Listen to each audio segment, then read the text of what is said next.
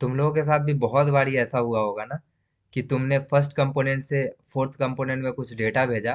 तो तुमने पहले क्या किया, पहले टू सेकेंड वाले कंपोनेंट में भेजा, फिर थर्ड वाले कंपोनेंट में भेजा, फिर जाके फोर्थ वाले कंपोनेंट में उसको एक्सेप्ट किया। पर तुम्हें पता है इसी प्रोसेस को प्रॉप ड्रिलिंग बोलते हैं। और इसी से बचने के लिए हम आज यूज कॉन्टेक्स्ट को सीखने वाले हैं। और मैं बहुत ही आसानी से यूज कॉन्टेक्स्ट को तुम्हें समझा दूंगा।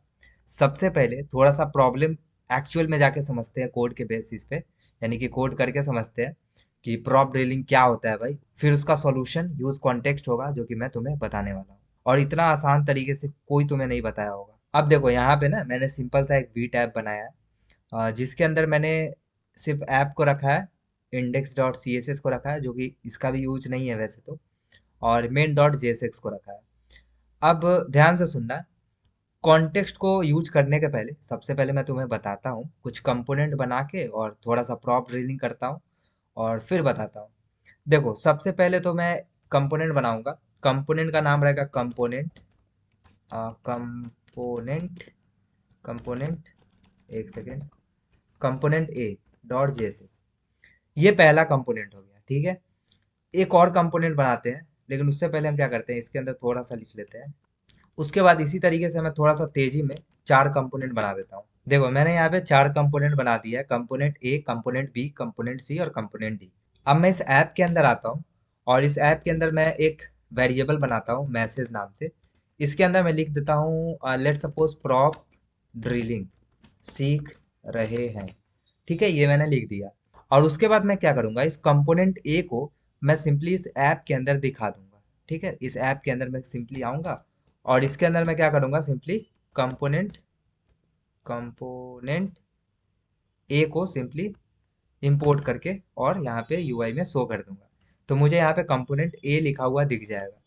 और इस कंपोनेंट ए के अंदर भी आऊंगा, और यहाँ पे सिंपली मैं क्या करूंगा, एक पैराग्राफ के अंदर मैं लिख देता हूँ कि कंपोनेंट ए है। और यहाँ पे मैं वही काम करूंगा, ऑब्वियस सी बात है, मैं कंपोनेंट बी को दिखाना चाहूंगा।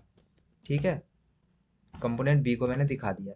देखो अभी के लिए ना बिल्कुल टेंशन मत लो, मैं क्या कर रहा हूँ, सिंपली ऐप के अंदर कंपोनेंट ए को दिखाऊंगा, कंपोनेंट ए के अंदर कंपोनेंट बी को दिखाऊंगा, कंपोनेंट बी के अंदर कंपोनेंट सी को दिखाऊंगा, और सी के अंदर डी को दिखाऊंगा। आई नो बहुत लंबा ये प्रोसेस है, बट मैं तुम्हें बहुत ही अच्छे तरीके से समझाना चाह रहा हूँ।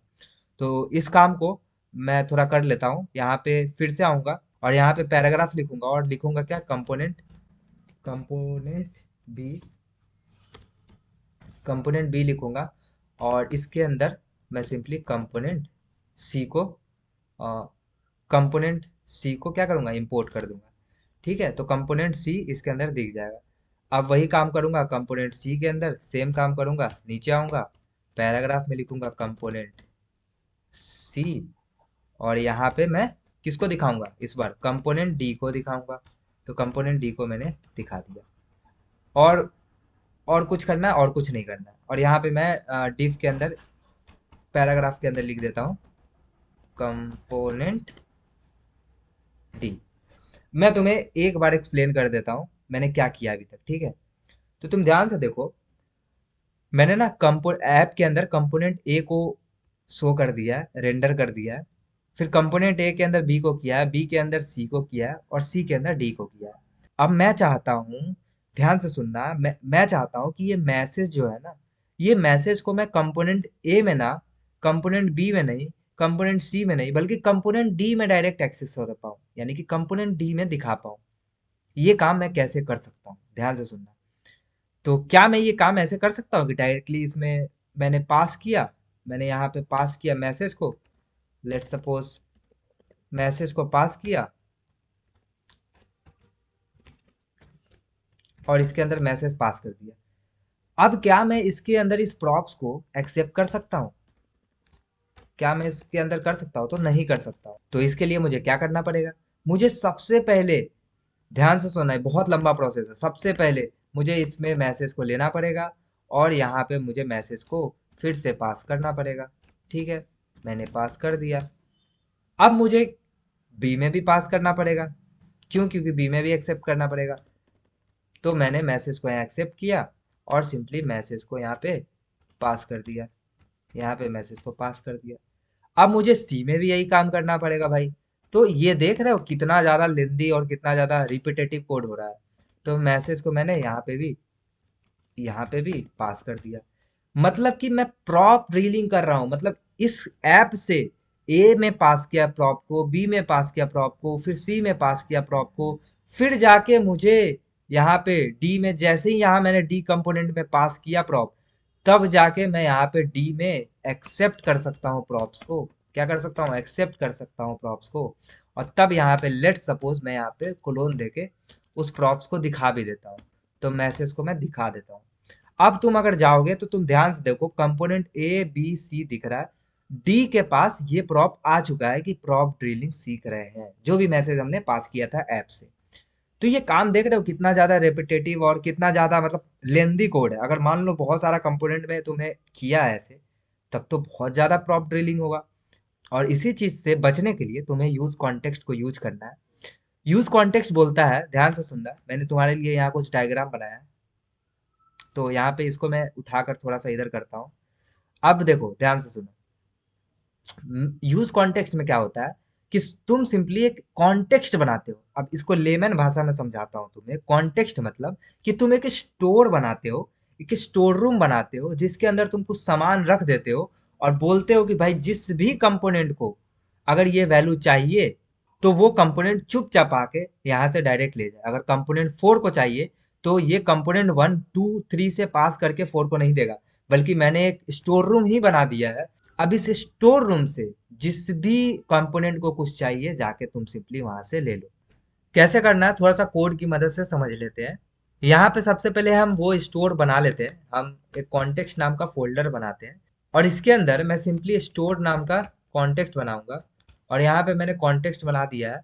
और इसके अंदर मैं क्या करूंगा, कॉन्टेक्स्ट को क्रिएट करूंगा। किस तरीके से क्रिएट करना है, सिंपली तुम्हें क्रिएट कॉन्टेक्स्ट मेथड को कॉल करना है और यहाँ पे रिएक्ट से इंपोर्ट हो जाएगा। उसको सिंपली मैंने कॉल किया। अब तुम्हारा कॉन्टेक्स्ट बन चुका है, तुम सिंपली उसका कोई नाम दे दो। लेट सपोज मैं नाम देता हूँ माई कॉन्टेक्स्ट। ठीक है, माई कॉन्टेक्स्ट नाम दे दिया। और इसको मैं क्या करूंगा, एक्सपोर्ट कर दूंगा, ताकि कोई भी कंपोनेंट उसको यूज कर पाए। अब तुम्हें क्या करना है, अब ध्यान से समझना। अब यहाँ पे तुम्हें कंपोनेंट 1 2 3 4 जितने भी है सबको उस कॉन्टेक्स्ट में रैप करना पड़ेगा, ताकि सारे के सारे कंपोनेंट्स उस स्टोर को, उस कॉन्टेक्स्ट को यूज कर पाए। तो तुम कैसे रैप करोगे, तुम सिंपली मेन में जाओगे और तुम सिंपली यहाँ पे रैप कर दोगे उस कॉन्टेक्स्ट से, उस स्टोर से जो भी तुमने बनाया है। यानी कि तुम इस ऐप को बताओगे कि भाई देखो ऐप, और तुम्हारे अंदर जितने भी चिल्ड्रन है वो सारे के सारे स्टोर में से कोई भी सामान निकाल सकते हैं। अगर तुम कंपोनेंट ए को रैप करते हो, तो तुम्हारा कंपोनेंट बी सी डी ये सब एक्सेस तो कर पाएगा, बट अगर कंपोनेंट ए का कोई पेरेंट होगा वो एक्सेस नहीं कर पाएगा। तो हमने क्या किया, सिंपली ऐप को ही जाके रैप कर दिया। तो यहाँ पे हम जाते हैं और यहाँ पे इंपोर्ट करते हैं किसको, माई कॉन्टेक्स्ट को। यहाँ पे माई कॉन्टेक्स्ट को इंपोर्ट किया सिंपली कुछ इस तरीके से। और यहाँ पे इसको ऐप को हमने क्या किया, रैप कर दिया। अब देखो, तुमने स्टोर भी बना लिया, तुमने स्टोर का एक्सेस सारे के सारे कंपोनेंट को भी दे दिया, बट इस स्टोर की वैल्यू रहेगी क्या?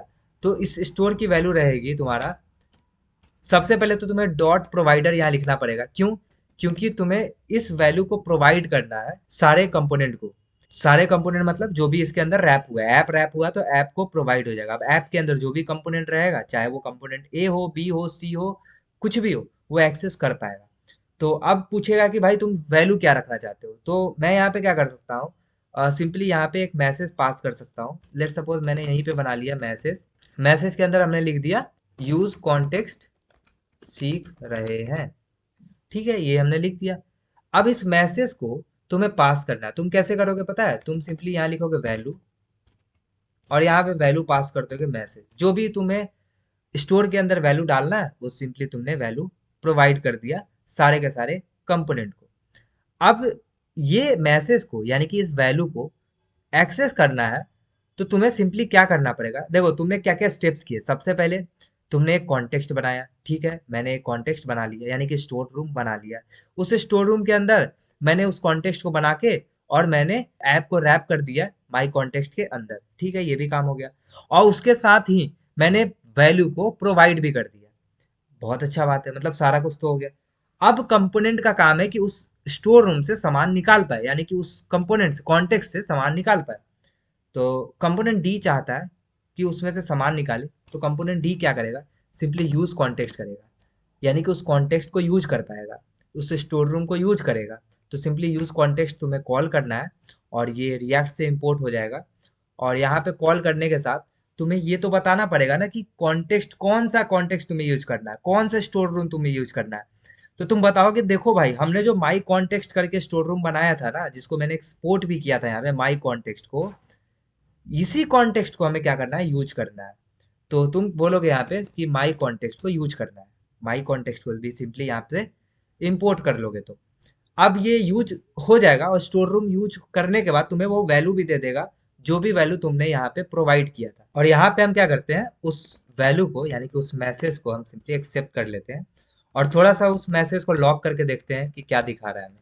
तो हम अगर चल के देखें तो यहाँ पे एक एरर दिखा रहा है। क्या दिखा रहा है भाई, यहाँ पे मुझे प्रोवाइडर को ना कैपिटल पी लिखना है, ध्यान रखना तुम, ये प्रोवाइडर होगा ना कि स्मॉल पी, तो इस चीज का ध्यान रखना। तो अब हम चल के देखते हैं थोड़ा सा। तो यहाँ तुम्हें क्या दिख रहा है, यूज कॉन्टेक्स्ट सीख रहे हैं, यहाँ तुम्हें ये चीज दिख रहा है। और क्या हमने उसी चीज को एक्सेस भी किया है मैसेज को, तो हाँ मैसेज हमें मिल रहा है। तो क्या हम इस मैसेज को यहाँ दिखा सकते हैं, तो हाँ दिखा सकते हैं मैसेज को।